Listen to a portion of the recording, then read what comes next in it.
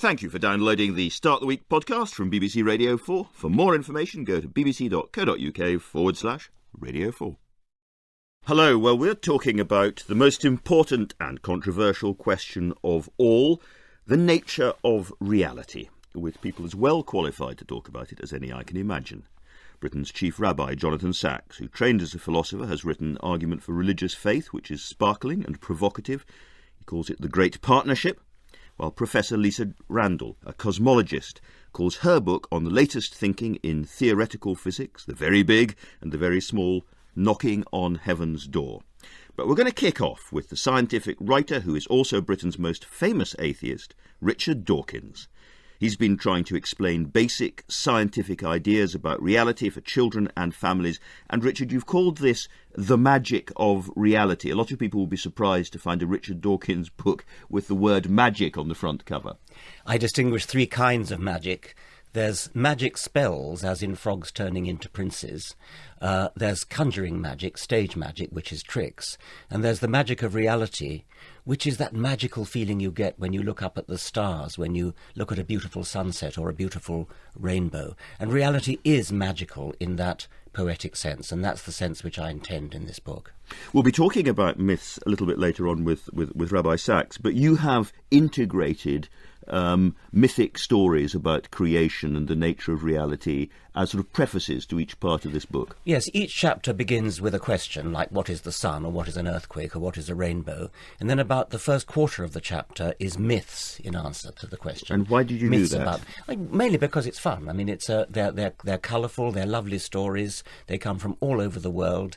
Every culture in the world has its own myths, often about things like the sun and rainbows and earthquakes. And then the last part of the chapter, of course, is the real answer. What really is the sun? What really is a rainbow? That's the science. And this is science which, of course, sprawls across many areas which are not your background areas, but in each case you're trying to find vivid, I should say it's beautifully illustrated, but vivid ways of explaining scientific ideas. It is beautifully illustrated by Dave McKean, and of course I am trying to find vivid ways of explaining scientific ideas. I've always done that, but hitherto I've confined myself to my own science, which is to words, yes. And to biology. In this book I do attempt to answer questions that belong more in physics or chemistry as well, and I hope I do manage to make them colourful. Just to give people an idea of the sort of way that you've approached this, I'd like to talk about two concrete examples. One is the inner structure of atoms, where the thisness of an atom, the fact that you bang a table and you don't fall through it, as your hand doesn't fall through it, is something you deal with, because the inner spaces of atoms are vast, aren't they? Yes, when you look at a solid object like a table, it's mostly empty space, but we perceive it as solid, and it's useful for us to do so. Natural selection has built us with sensory perception that sees solid things as solid. We can't walk through them, we can't see through them. Our brain constructs a reality which makes certain things solid because you can't walk through them. But if we could shrink ourselves to the size of an atom, then we would see mostly empty space. Not that seeing would mean anything at that scale. Another example that you use is you ask whether science fiction writers are probably correct or simply lazy when they give aliens... first of all, you think by and large there probably are aliens, just as a matter of probability. And secondly, you think that they would possibly look a bit like us, and certainly they'd have eyes. Now explain to us why eyes are likely. Yes, well, science fiction writers can be a bit lazy because they just assume that things are like us. When I was a small boy, I wrote a science fiction story called Bobo Goes to the Moon, which is about a dog who went to the moon. And I was sensible enough to realise that the inhabitants of the moon would be unlikely to speak English, so I made them speak French instead. Very. You don't get much more alien than that. But yes, I mean, I actually think that we can say a little bit more than just that aliens are going to be so alien we can't even imagine what they're like. And eyes would be a good guess, because eyes are such useful things to have. On this planet, on our form of life, eyes have arisen independently all around the animal kingdom several dozen times, independently. different kinds of eyes, different designs of eyes. And this is because the wavelengths of light are particularly useful for orientating That's right. yourself. I mean, light from the sun, that proportion of light that penetrates our atmosphere, is immensely useful for all kinds of things because it travels in straight lines, it reflects off things, it's refracted by lenses and that kind of thing. So I would expect that any life form that was on a planet that was orbiting a star, and presumably they are all orbiting stars, or they wouldn't have any energy. So the likelihood is that eyes would be very useful, unless the planet has thick fog or something. So there'll be light energy, and X-rays are no good, and radio waves are no good. They might be good for in other circumstances, but light has particularly useful properties. And I would expect, it wouldn't be at all surprising, if not only did they have eyes, but if they had eyes that were pretty much like ours. After all, vertebrates and mollusks have both evolved eyes that are pretty much the same, camera eyes, but from very different embryological primordia, very different embryological origins, which means that they're anatomically totally differently constructed. For example, the vertebrate eyes backwards, with the light-sensitive cells facing away from the scene, whereas mollusk eyes, they're facing forwards towards the scene. But otherwise, the design of the eye is very similar. But shrimps and insects have compound eyes. There are some mollusks that have parabolic reflector eyes, using a mirror instead of a lens. In physical terms, there's a limited number of possible designs, if you like, and they're all present. That's right. There's a limited number. Physicists can only really think of about 9 different ways of making an eye, and they've all been used. You obviously see yourself as a teacher, and you've been trying to teach adults for a long time, and this is your attempt to teach families and children, younger people. To what extent do you think that the scientific worldview that you are trying to teach is under attack? We're at a time where there's a great deal of, I hope we'll not have heat, but there's a lot of heat as well as light around the new atheists versus the religious faith. Do you think that science teaching in schools is not sufficiently gripping and not sufficiently exciting to engage imaginations? Well, the active opposition to science is more of a problem in the United States of America than it is here, I think. In the United States, about 40% of the population, according to Gallup polls, think that the world is only 6,000 years old, which is an astonishing error. I don't think so many people believe that in this country, and they certainly are not so politically influential. In America, they are very politically influential, and we do have a real fight on our hands. As to whether science teaching is done well, I'm not the best person to talk about that. I would like to see science made a bit more spellbinding, which I try to do in The Magic of Reality. So what I call the Carl Sagan approach to science, where you look up at the stars rather than look down at the Bunsen burner. But I think other people would disagree with that. If you walk through a valley and you understand how the trees around you are working and how the ground underneath you has been put together and the rain of photons and so on, you see more, you understand more, you're more alive than if you're just seeing some trees. That is the magic of reality. You're walking through a wood, you see these beautiful trees, you respond to them in an emotional way as beautiful trees, but at the same time you know what they are, you know what they come from, you know what's inside them, you know how old they are, you know how long they've been evolving, you know how the earth came into being in the first place that gave rise to them. That is all enthralling. You are more alive, you would say. You are more alive, You are more yes. alive. And Rabbi Sacks, you wouldn't disagree with that part of Richard's argument, would you? No, that's where I think there's real common ground, significant common ground, what I would call eyes open to wonder. And that is what I got from Richard's book, and that's what you get, for instance, from a poem about creation like Psalm 104, which is very much, just see the wonder of nature. And the more science we understand, the more wondrous it appears to us. So in that sense, I think science has, religious dignity, if I can put it that way. Lisa, we'll come on to talk to you about the very small and the very large in a little bit. But do you recognise Richard's picture of scientists feeling rather embattled in the United States these days? Well, this is a very odd phenomena if you listen to political discussions, that politicians are actually more comfortable invoking God and religion than they are invoking science and numbers and facts. And given the enormity of the problems we're facing today, you would think that the scientific method would be kind of a useful input as well. And I think they're almost people publicly are almost embarrassed to speak about science. It somehow gets called elitist, or it's considered removed from reality. And I think what people miss is that they can be engaged in science. I mean, even if you talk about the wonders of nature, that's one way of approaching science. But another very important thing is that you can be actively involved in it, that you can understand how one step follows from another step. And it's when you have that click of recognition, I think, that you feel engaged with the scientific world and engaged with understanding.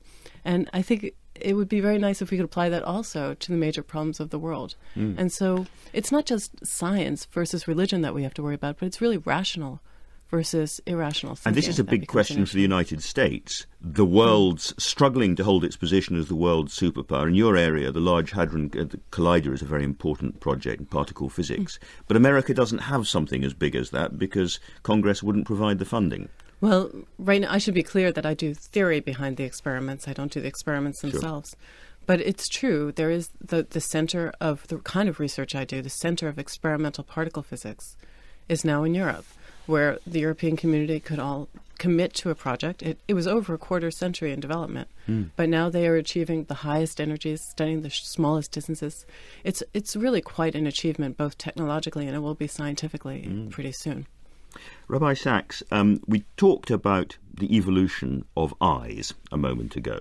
Do you believe that the system of evolution, how it works and so on, is an idea consistent with religious faith that should be embraced and admired for its internal beauty? I say in the book... I say beauty, it's also tough. I say in the book that actually natural selection, the whole way of thinking of Darwinian evolution is one of the most profoundly thrilling ideas imaginable, because translating it into religious language, it means that the Creator made creation creative. In other words, we do not have God, the mechanic. We have God, the gardener, who likes to see things grow and multiply and diversify. So I think actually this conversation between science and religion is stimulating to the religious imagination. And I think the world gets more wondrous the more we understand how, these different from these different... God keeps gardening, or do you think that he did it once, planted it all in the beginning, and then keeps planting afterwards? I don't think God right now is a strategic intervener. I think he trusts the system. And Richard has explained why the system, although blind, is convergent. You can start off from a lot of different starting points and yet evolve an eye, because there is convergence, and that is direction in the system. So, Richard, you're doing God's work. I'm not sure there's a lot of work for God to do, unfortunately, because the whole point about evolution by natural selection is it runs itself. There is convergence, certainly. Convergence is a most remarkable phenomenon. But there's nothing left for God to do. And so it's nice to use poetic language and say that God can watch it all unfolding in an elegant and beautiful way. But he isn't actually doing anything, because natural selection does it all. Well, that was actually the question I had, was once you stop thinking about an intervening God, what is the role that God is playing in terms of explaining the universe? Because, as you say, the rules follow naturally from each other. Well, let's come directly on to that, actually, because there's no point in avoiding it any longer. In your book, Rabbi Sacks, you essentially argue that the way of thinking which we call religious is so different from the way of thinking which we call scientific that there isn't a kind of close interaction between the two, that the human brain needs both. It's left brain and right brain. Just talk us through that argument a little bit. The way I put it at its most simple is science takes things apart to see how they work. Religion puts things together to see what they mean. An explanation and meaning, as Lisa points out in her book, are two quite different things. And I think we need both. We need science to be able to understand the world that is. And I think we need religion to understand the world that ought to be. And God is speaking to us as human beings. He's not strategically intervening in creation, which having created the world and trusted it to evolve, does evolve without, and it is very interesting that Judaism, for instance, never developed a system like natural theology, which says just by looking at nature, you can see purposes and you can see the handwork of an intervening creator. The Hebrew word for universe, olam, is the same as the Hebrew ne'elam, which means hidden. In other words, we believe that God is hidden in the universe. A view like Richard's is very consistent. It's one that I understand. But at the same time, we need to ask, who am I? Why am I here? How shall I live? Richard, what do you say to those who would argue, well, we have evolved in a certain number of dimensions. It may very well be, and Lisa may talk about this later on, that we're living in a world of 11 different dimensions, many of which we can't apprehend and so on, and in a multiverse and so on. If we are so relatively primitive, potentially, in our physical and evolutionary makeup, why are you sure that there are realities which might be religious realities which don't exist? I mean, how can you be certain about this? I'm not certain of anything. I defer to Lisa completely in my not understanding these higher dimensions and things of that sort. I suspect that in 500 years' time, our science will have revealed wonders that are far beyond anybody's comprehension today. The same could have been true if we go back a few hundred years. Could they not involve religious wonders, then? Well, why would they? I mean, I'm sure they involve things that are too wonderful for us to understand at the moment. But that's very different from saying that they're going to be the particular wonders that religious people today talk about. I suspect that they will dwarf anything that any theologian can imagine. Just to say we don't understand something, that's a good thing to say. That's a proud thing to say because we're going to be working on it. But to say we don't understand it, therefore the particular religious myths that have come up to us from the Bronze Age, perhaps they're right. That seems to me to be a retrograde step. And what about the argument over ought and putting things together to see what they mean, that there is a different category of human thinking, which is outside science, but equally legitimate? Well, I'm not sure that I recognise that at all. The idea of meaning is important, and I want to know what things mean, and I think that's really a part of what Rabbi Sacks calls the taking apart to see how they work. When you ask, meaning can mean all sorts of things. You can say, what is the meaning of life to you as an individual? And we each of us make our own meanings. But to suggest that life has a sort of preordained meaning, or that the world has a preordained meaning, seems to me to be presumptuous. And yet, in Rabbi Sacks' book, he would argue that we are the meaning-seeking creature, and what we want is a meaning outside nature for our lives. We want to be able to say that my life has meant something which goes beyond material success, yes, or whatever. We are meaning-seeking creatures, and sometimes meaning means purpose. So we're purpose-seeking creatures. We want to know the purpose of everything. Once again, I think that's an illegitimate thing to expect to be allowed to ask. You can say, what is my purpose? Or you can say, what is purpose in the specific biological sense? The purpose of a bird's wing is to fly, but we know what that means in terms of the how questions. How did it come about by natural selection? But there's no legitimate reason why the universe should be obliged to have a meaning in that sense. I want to challenge that, if I may, Richard. It seems to me that absolutely fundamental here the difference between things and persons. I agree with you, things don't have to have purposes. But persons do, because we have freedom, we choose, we act to bring about states of affairs that don't currently exist. And I've suggested that when you think of things as if they were persons, as if they were people, you get myth. That's all the myths you bring in your book. You regard impersonal forces as if they were gods.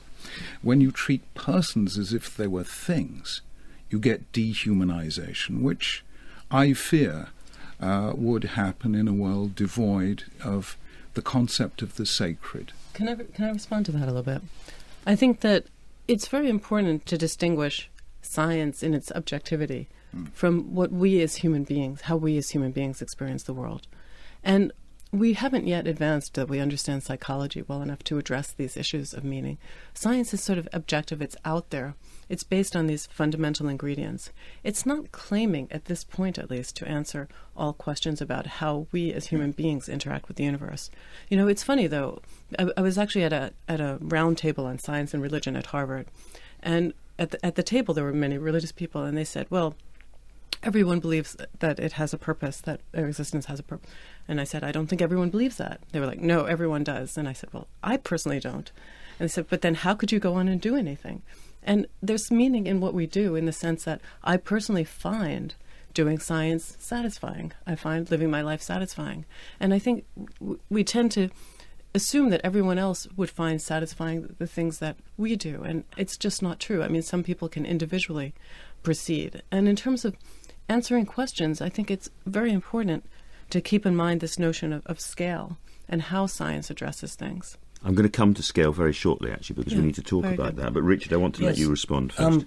Purpose. I mean, we all have purposes. I have purposes. We all have purposes. I expect pterodactyls had purposes, the purpose of catching a fish or something. We understand that. I mean, brains are things that make purposes. Brains do all sorts of complicated things. And when a brain visualizes a particular purpose, like finding a nest or finding a fish, that's what we mean by purpose. And as the rabbi says, we don't say that mountains and universes have or maybe we do say that universes have purposes. But I don't think we should get all mystical about that. We understand what purposes are. They're goals that are set up in brains to achieve ends which are useful for a pterodactyl for the end of survival, and for a human for all sorts of other things. But Rabbi Sacks, you would say that there is a whole category outside that way of thinking, which and just before we leave this subject, that part of the confusion has been caused, in fact, by language, by the fact that the Bible, Hebrew Bible, arrived to the rest of us in Greek, and that therefore there's been a confusion between a scientific way of thinking, which is the Greek way of thinking, embodied in the Greek language, and a religious way of thinking embodied in Hebrew. I'm simplifying.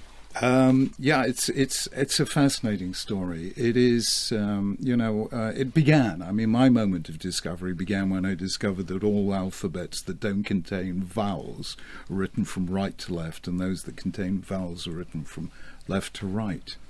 And the Chinese managed to triangulate the difference and write up and down. That's perfectly fine. It's very interesting if you look at the first alphabet, which was Proto-Semitic, which is written like Hebrew and Arabic today without vowels.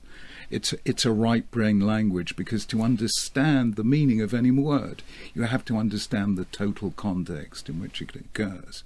Greek was the first language ever to be written left to right, which activates the left brain, which allows you to understand word by word what each word means. And so it's breaking things down into components language. Their atomic basic elements. And it's fascinating that almost at exactly the same moment as this left brain alphabet appears, 5th, 6th centuries before the Christian era, so does the first left brain thinking, namely the philosophy and the science Aristotelian and the pre-Socratics. Yeah. So you get Greek developing this very analytical, atomistic way of thinking, which is very similar to Richard's, culminating, let's say, in Epicurus, who believes only in sort of material realities and testable entities.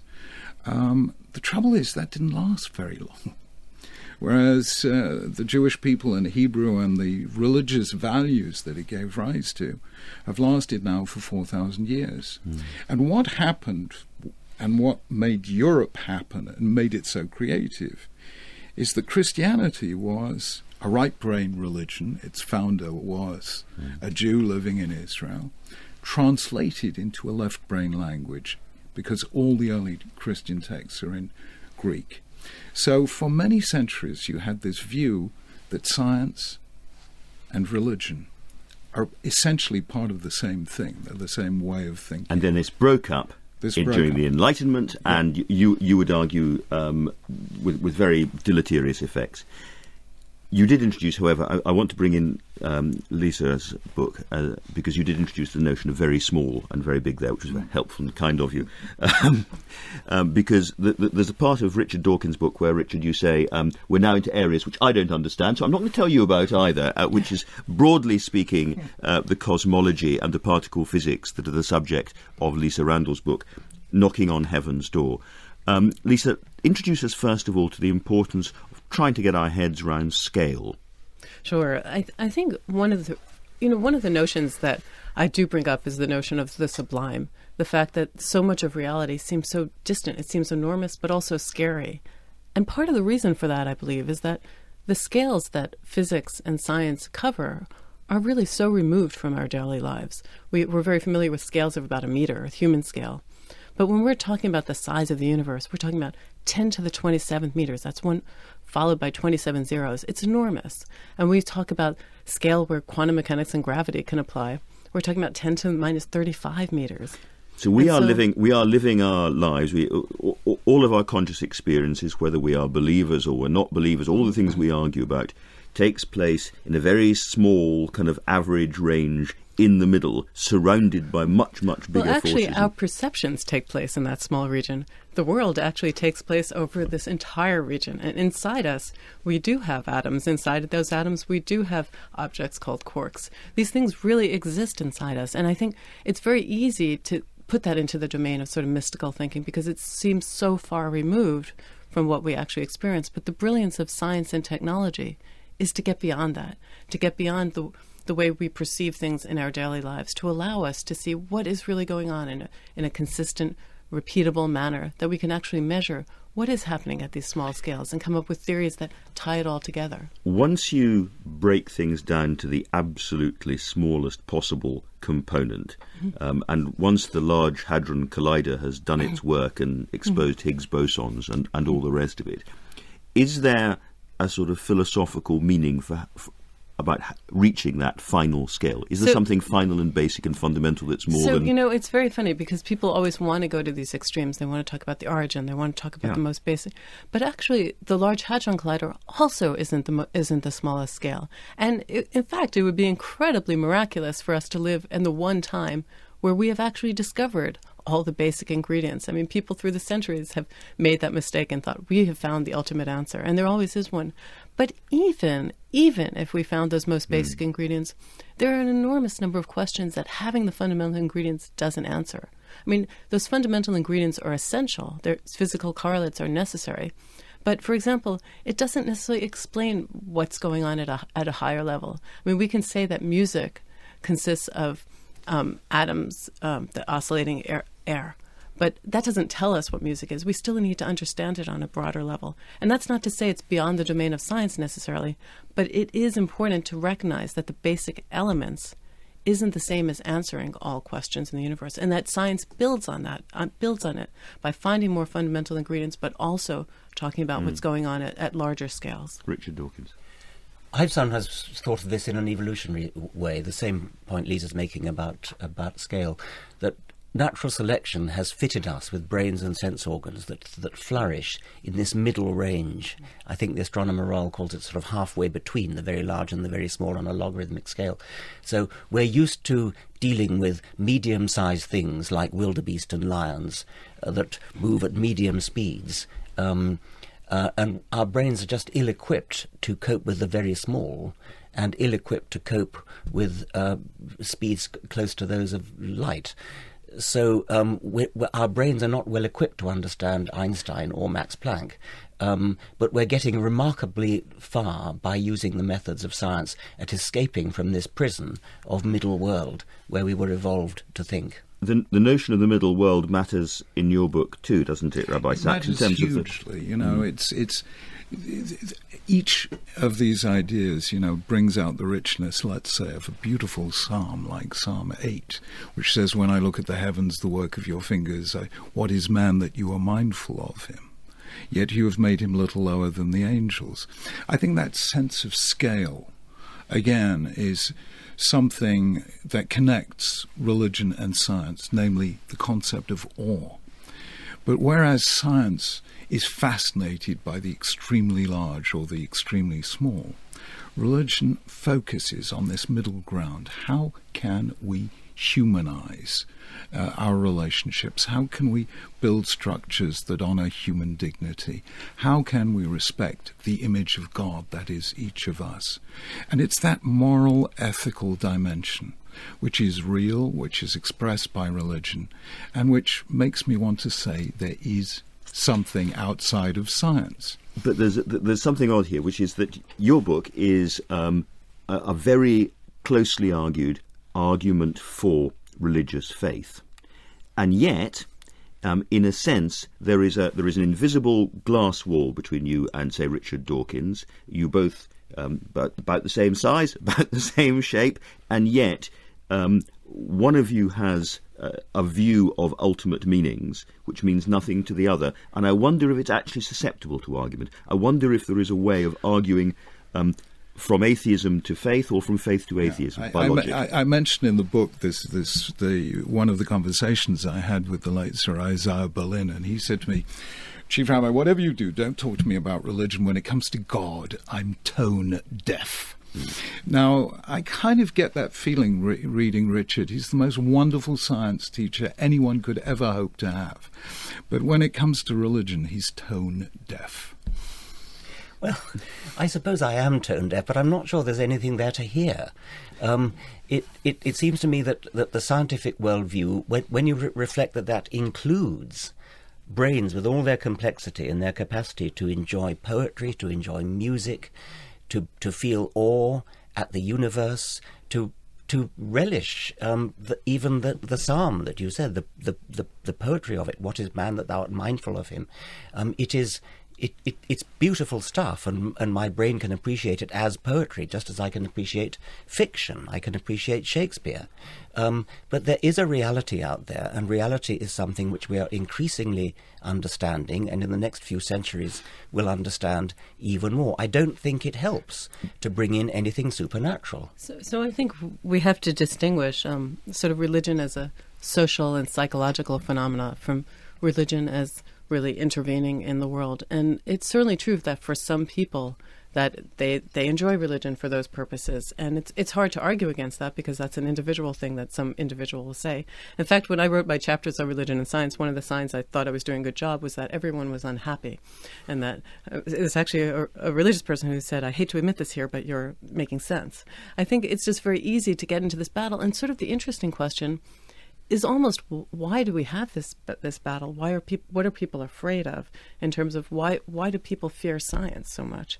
And we certainly see in sort of one argument might be that if you take a purely scientific, irreligious worldview, that leads you to take very logical decisions, for instance, about euthanasia, for instance, about population control, which will ultimately impinge in a fairly unpleasant way on our freedoms. I mean, Rabbi Sacks' book talks a lot about scientists are often eugenics. accused of making these bad moral choices, but actually it's not the scientists who are sitting in the government making those decisions. I mean, science is just saying how one step follows from another. In terms of, I mean, we can't just make a simple statement like that because that has a lot to do with which questions we choose to ask, which is actually one of the understated roles of science. Science isn't just about one thing following from another. It's about asking the right questions. It's about understanding the uncertainties in what we say in terms of the precision. So there's a lot of aspects of science that get undervalued that actually are very relevant when we make statements like that. And I think scientists get falsely accused for those things.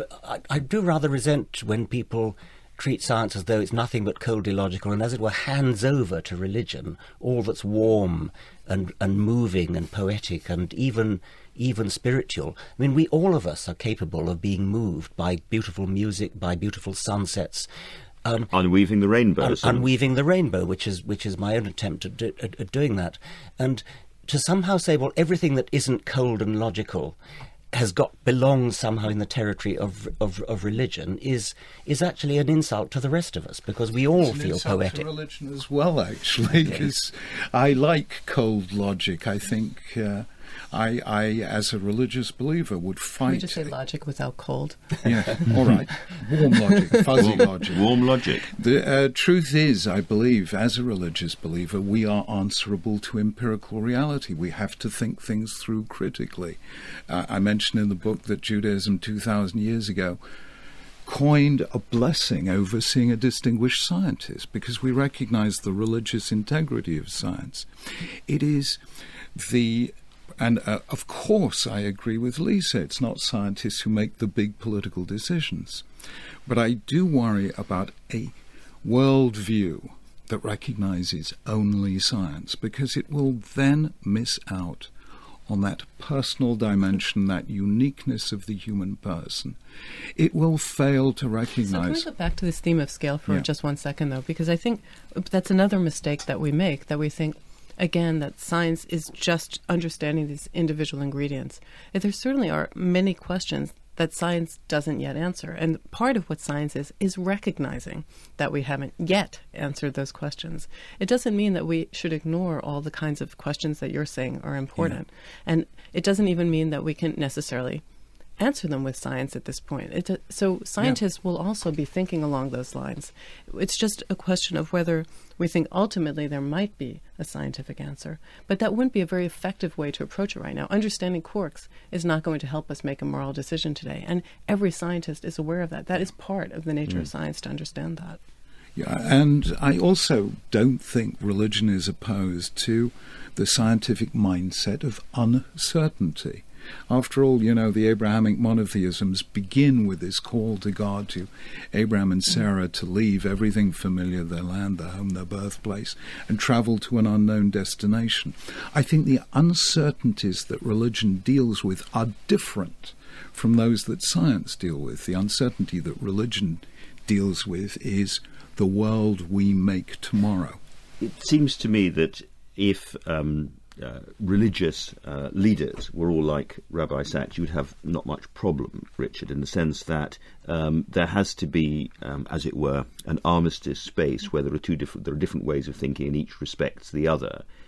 Where the heat comes from, where the argument comes from, is a fight over, I suppose, public policy and other territory, where you have fundamentalist religion trying to push science back, and you have a pushback. There's an immediate political fight with fundamentalism, as you say. But I have not exactly a fight, but an unhappiness with, what shall we say, sophisticated intellectual theologians like the Chief Rabbi, in that I sort of feel that there is a sort of attempt to hijack the emotional, the poetic, the beautiful, the ability to be fully human and to respond in a fully human way to things of beauty, as though somehow we need to give that a different name and say that's outside science.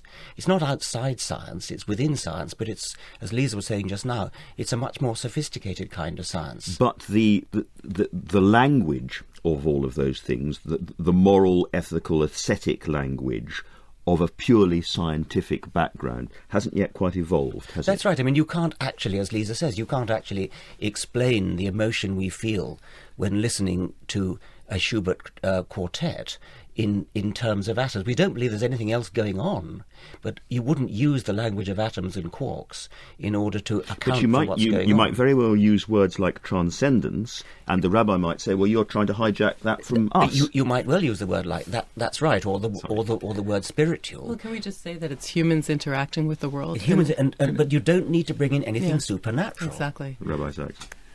I want to put on the table my concern here. My own supervisor, Sir Bernard Williams, believed that the time that we are most similar to is the pre-Socratics. Now, Ferdinand Marr wrote a book recently saying we're back to Greece in the 3rd century. Before Christianity, you had in ancient Greece the most sophisticated society that the world has ever known in regards to philosophy, science, drama, architecture, beauty. It was a scientific stroke aesthetic culture which has in some ways never been surpassed. But it landed up in a state of nihilism. That meant the decline and fall of ancient Greece, because without something ultimate to believe in, your civilization will ultimately suffer from burnout. That is what bothers me about Western civilization today. I think you give too much credit to Western civilization. I wish we valued science and art, etc., as much as you say. I mean, I think part of the danger is that we're losing that. At least I think in America, there's a danger that we're losing to the appreciation of the value of science and art and literature.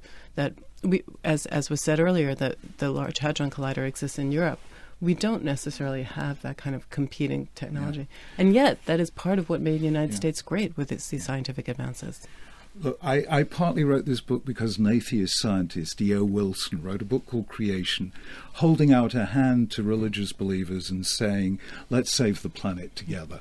I've reciprocated, holding out a hand to scientists, saying, what you do has integrity and beauty, let's save the planet together. A final thought from Richard. It's very nice to have that consilience between Rabbi Sacks and E.O. Wilson. We do need to join together to save the planet, but that doesn't mean that we have the same view of what's actually true, and I would maintain that we can do all that without ever believing in anything supernatural. But I think it's okay for other people to believe it if they choose to. It's just that we want to use the scientific method as well. I think without God, we are without hope. On that note, thank you to all of you. We could be talking about this for hours and hours and weeks and years, and not be less than profiting by doing that. But thank you all very much. Lisa Randall's Knocking on Heaven's Door. Jonathan Sacks is The Great Partnership, God, Science and the Search for Meaning. And Richard Dawkins is The Magic of Reality, How We Know What's Really True, are all out now. Next week, Lyrics, Lyricism and Violence with Jarvis Cocker, Jez Butterworth, Melanie Challenger and Matthew White. But for now, thank you for listening and goodbye.